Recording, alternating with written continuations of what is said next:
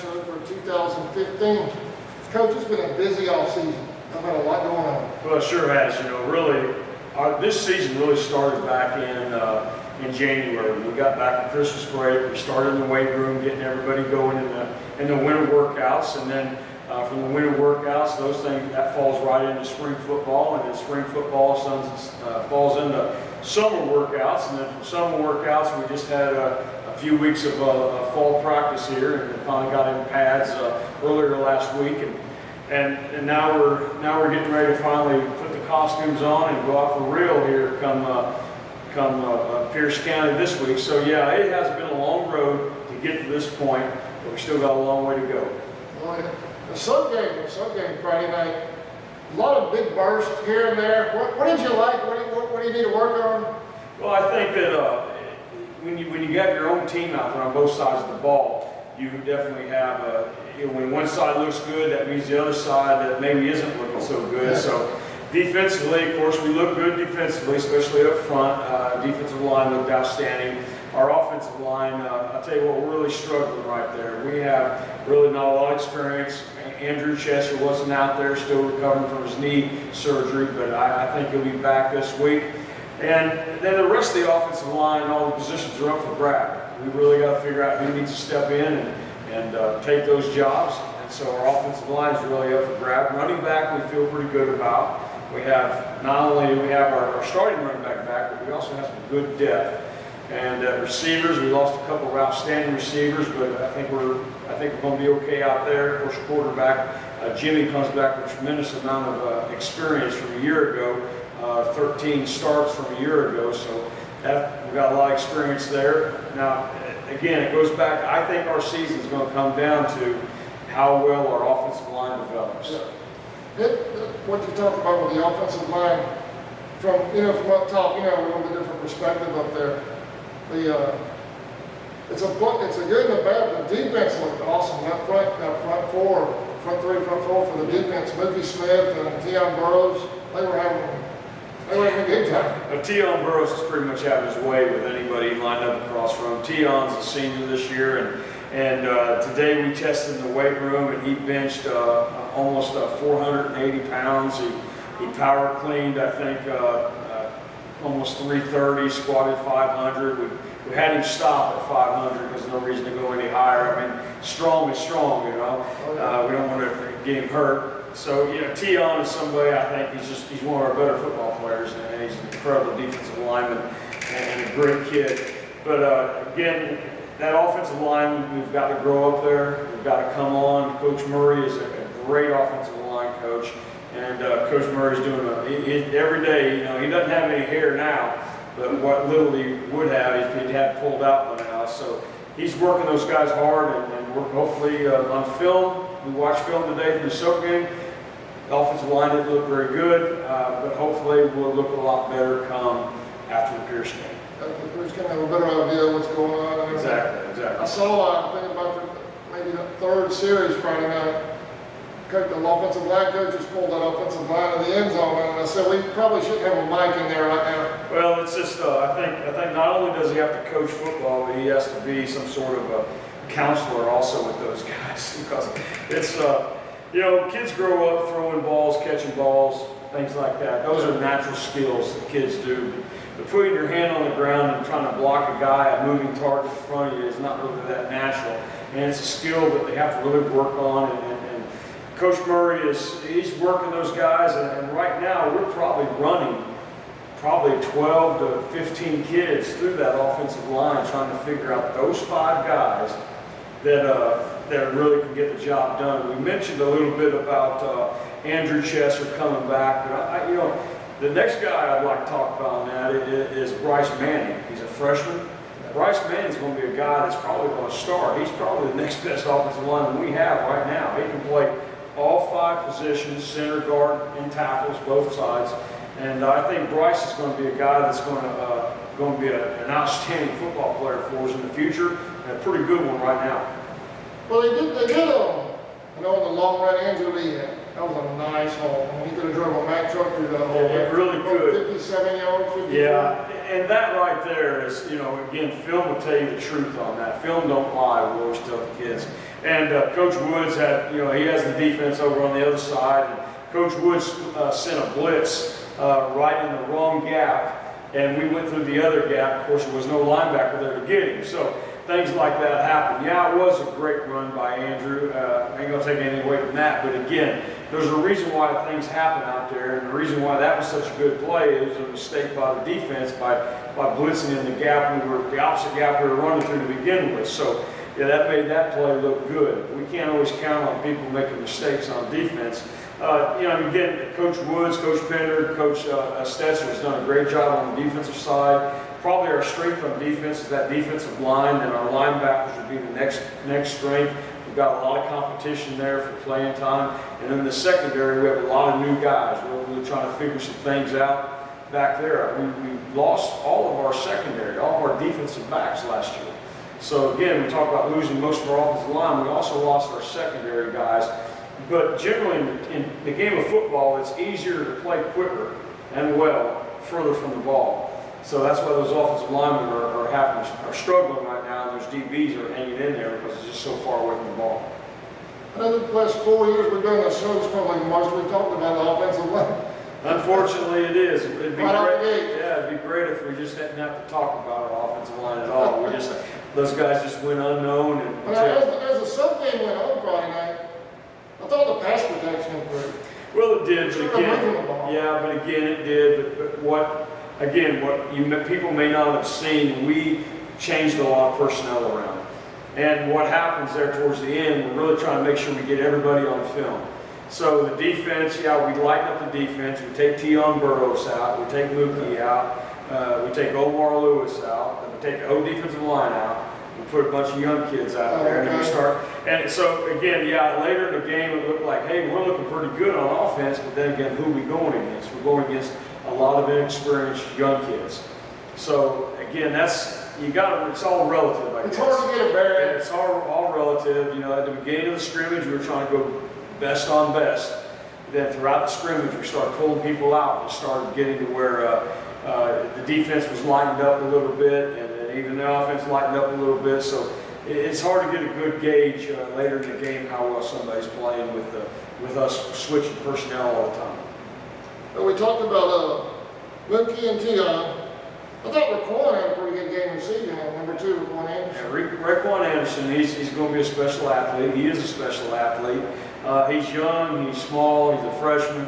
And I don't think he's really been hit yet. I mean, not the kind of hit he's going to get Friday night. Friday night, somebody at Pierce County is going to hit him. They're going to hit him hard. And we're going to find out a little bit more about him after that happens.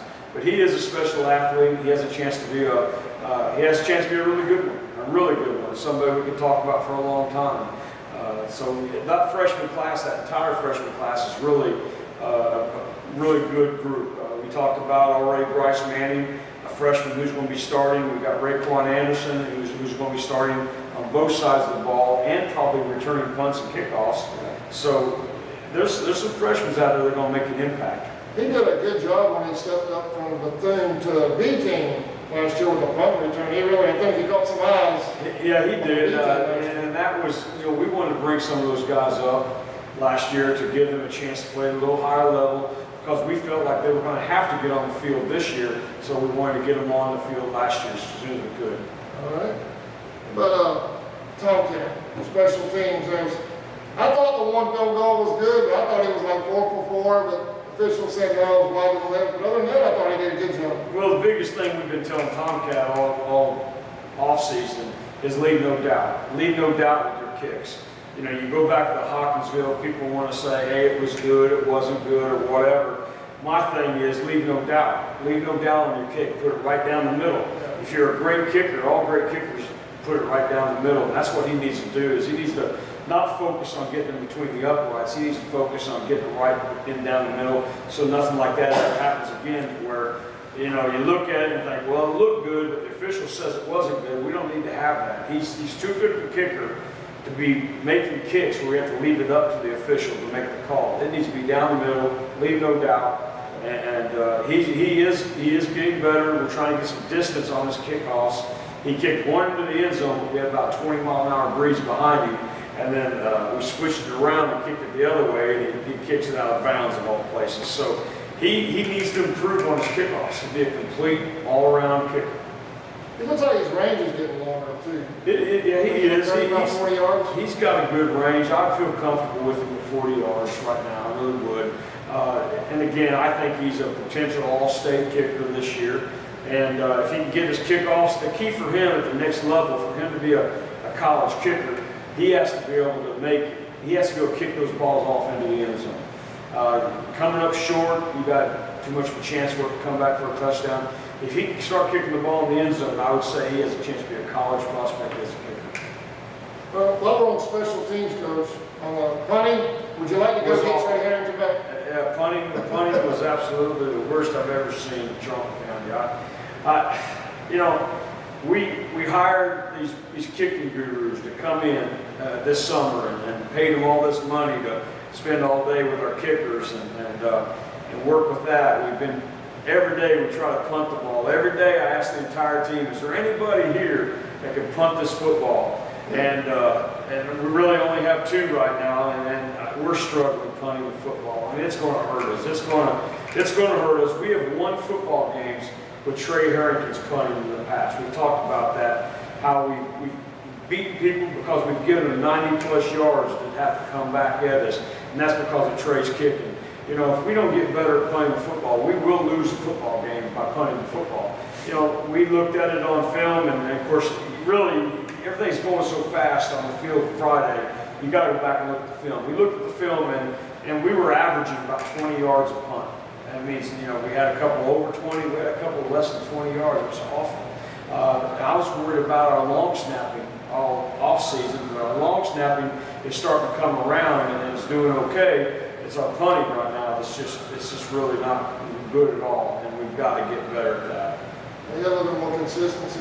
I saw a couple of good punts, but I mean overall it was. Yeah, even on the couple good ones, they were still punts that didn't travel much more than 20-some yards. You know, we've got to be able to punt the ball 30-plus yards, 30 yards at least. But what I have here is on the ship game, right? I know it's like you say, it's hard to determine because you've got starters and subs on each side of the ball. The passing game and the running game, A, B, or C, where would you grade those guys? Well, the running game is all about the offensive line. I had to give that an F. He wasn't very good at all. Now, passing game, our routes weren't ran well by a lot of our receivers. This time of the year, I'd give it a D. Offensively, we just weren't very good. Yeah, when you have one play and a running back goes 50-some yards, it looks great. Everybody's excited. When you have a pass play that goes for a long distance, everybody's excited. But it was the consistency. You notice we had the chains on the field. You notice we were trying to get first downs, and we couldn't. We probably ran nearly 20 plays before we ever got a first down. And that right there, hopefully our defense can do great. Hopefully we can get a couple field goals and maybe win some games 3-0 maybe. I don't know. But right now offensively, it all starts up front. It all starts with the offensive line. And our receivers have got to run great routes because I feel great about our running backs. I feel great about our quarterback situation. It's just right now our receivers have got to step up and run better routes, and our offensive line have got to step up and man up. And we've got to be able to do a better job there. And it all starts right there on that offensive line. It really does. I mean, the game of football is still about the line of scrimmage. It's changed. It's changed over the years. I mean, look, professional football, it's still all about protecting the quarterback. And we had some people that were wide open at times, and Jimmy couldn't hardly take his 3-step drop, and all of a sudden, bam, there it was in his face, the defensive line. So again, we got to be able to have our drops, go through our progression, complete passes. And we lost some good offensive linemen last year, really good players. You think about, we had 5 guys that had a lot of experience last year, 5 guys that did a great job. And the only one left of those is Andrew Chesser.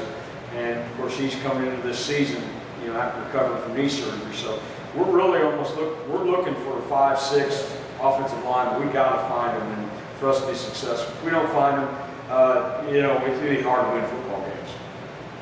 Coach, I see you got the roster over there. Before we go to a break, you got some kids that you want to highlight, talk about? Well, our roster's been, of course, this time of year it changes. We've been building the roster and so forth, identifying maybe some freshmen that we didn't see in the back last year in the 8th grade, and trying to get all that worked out. But right now, at this point in time in the season, I have the biggest roster I've ever had since I've been here. We have 75 lockers in here, as you can see, and I actually have one locker that's doubled up over here. So we have 76 kids on our roster, by far the most I've ever had at this time. I'm used to having 70, maybe close to 80 in the spring, but usually my average in the fall is anywhere between 55 to 65. Right now we have 76 kids. So this is the biggest group we've ever had. And not only that, we usually have a lot of empty numbers in the lineman numbers, but from number 50 all the way to number 79, they're all full. So we do have a lot of offensive linemen over there to look at. We just got to find 5 that are willing to get out there and play. So again, this is a big group, a lot of young kids. As you can look around the locker room, you'll see kids that don't have names behind their numbers yet, which that'll change soon.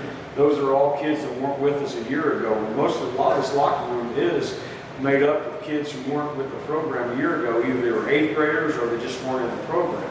So we've got, again, we're dealing with a lot of new kids and a lot of growing pains right now, and so we've got to find some answers. It's like Coach Woods and I were talking about the linebacker situation.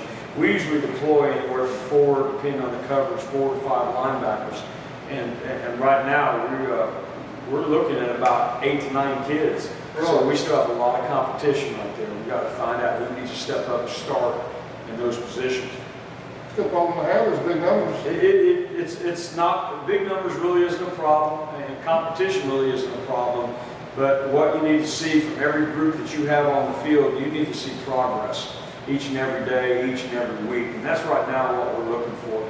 We're not at all getting ready for Pierce County scrimmage. We're not even talking about Pierce County. We're talking about Charlton County right now. We're trying to find each group, get it solidified, get it to where we know who our guys are, who our starters are, and build from there. All right, Coach. We're going to take a short break and thank a couple of our sponsors, and then we'll be right back with the Coach Mack Show.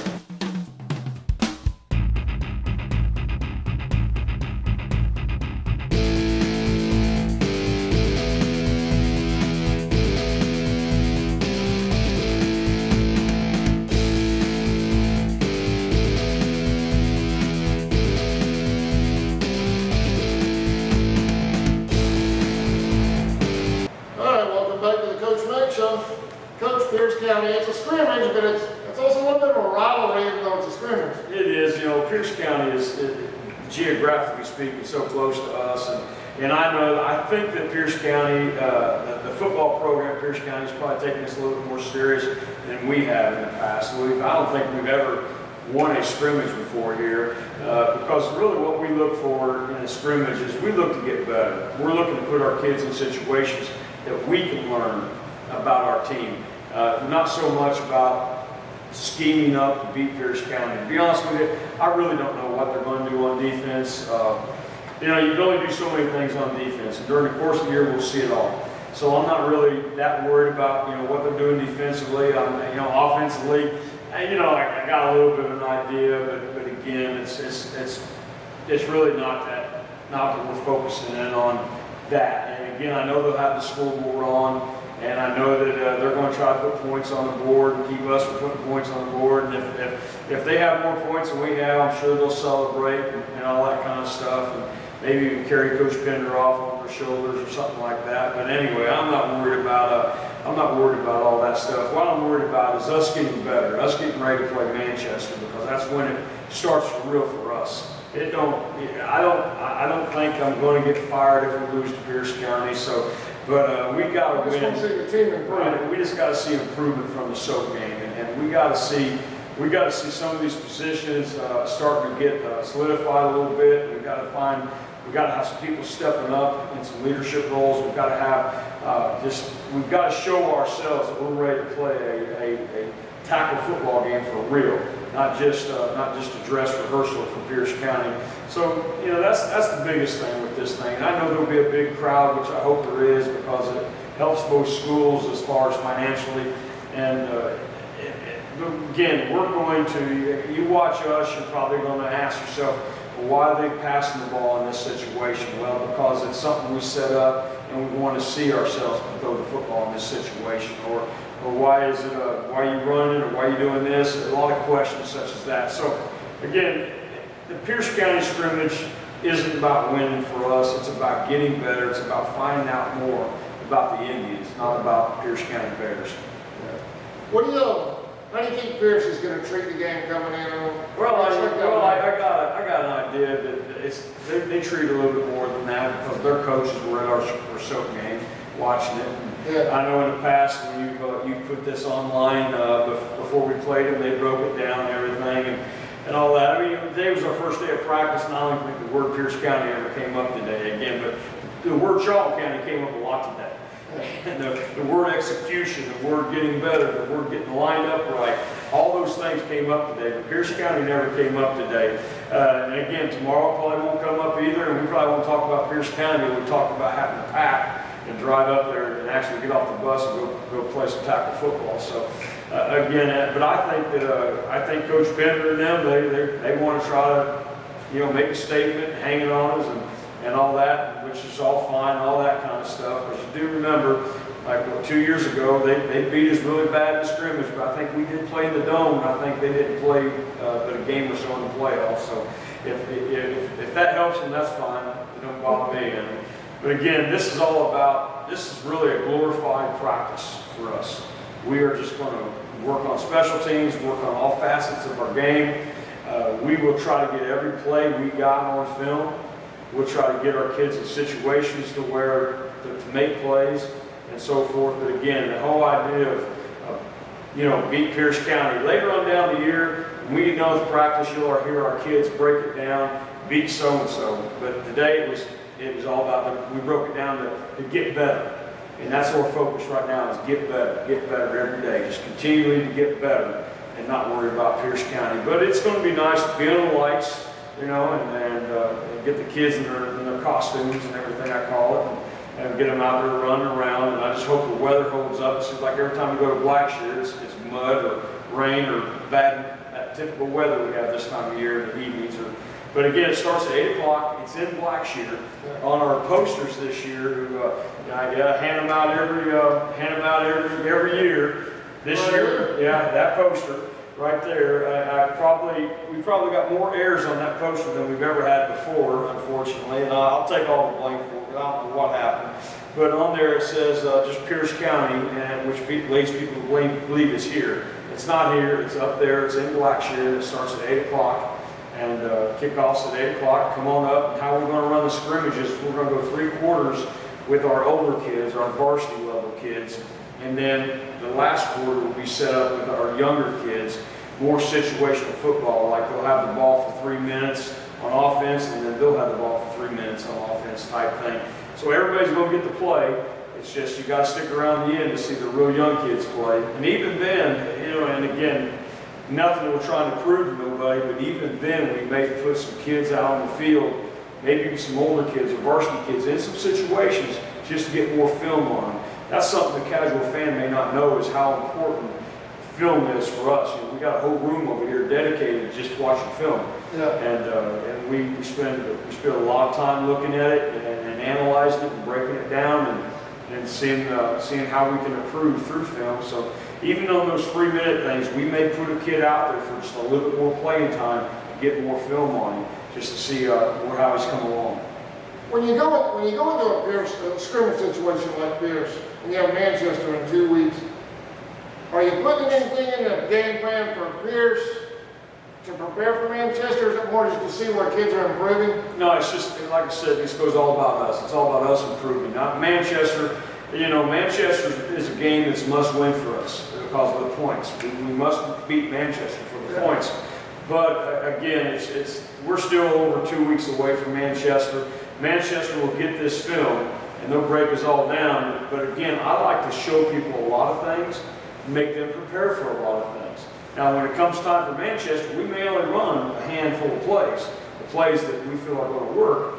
But again, nothing. This scrimmage has nothing to do again with Manchester down the road. We're just trying to get better, and we have a lot of room for improvement. We have got a lot of improving to do, and that's what we're going to use this Pierce County scrimmage as a tool to get better.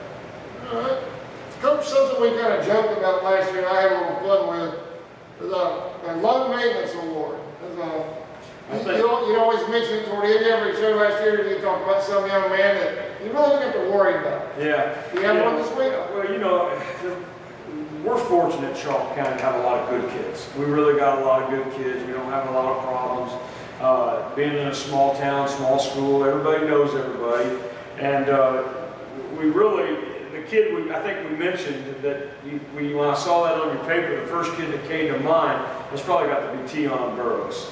Teon Burroughs' brother played for us, and he was Adam Davis, and Adam was just so consistent, never missed workouts, never missed practice. Teon's the same way. Teon is, all the teachers love him. One of those kind of guys, does a good job in the classroom, does a great job on the field, great job in the weight room, and he's definitely, without doubt, one of our team leaders this year. And Teon Burroughs is just a fantastic kid, and really, he's one of those guys that when he graduates, you're going to wish you still had him. Sometimes when guys graduate, you pretty much had your fill of them. You're ready for them to go on. But for Teon's going to be a guy that I wish we had for another 4 years. But he's a great kid and great young man. All right. Our senior spotlight, we usually start that after the Pierce game. We've got, what do we have, 12, 14? Yeah, there's actually a couple seniors that we've got on here that aren't on the poster this year for different reasons or whatever. But anyway, we have a few more that are on the poster. But You want to wait on that till we have a program? We can go ahead and jump into that next. We can go ahead and jump into that next time if you want. But I think we almost did a senior spotlight talking about Teon. But I can talk about Teon Burroughs quite a bit, so we can save him again for later on. But I look forward to talking about our seniors. And like I said, we could go into that next week if you want. All right. Well, Coach, before we close out the show, anything you have you want to go over? Anything off the field going on, fundraisers, anything Well, like that? we've had some fundraisers here lately. We had the scorecards, which we did great on. The community really gets those. And I'll tell you what, I know with mine, I've already used mine enough, or I probably paid for it just at Dairy Queen. So anyway, that was a great fundraiser for us. And of course, we got the program coming on, the game night program, which to me is one of the best in the state of Georgia that we put out. Game night program, that's finishing up right now. And the only other fundraiser we have coming up immediately would be the week from Saturday, I believe it would be our golf tournament, our Charlton County Quarterback Club golf tournament.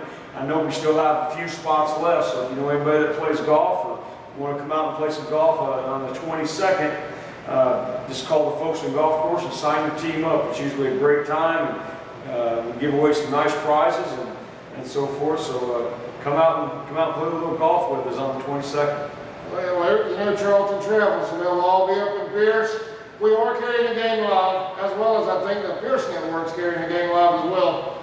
So you can watch it on CharltonSportsNet.com Facebook page. We'll have the link there if you don't make the game.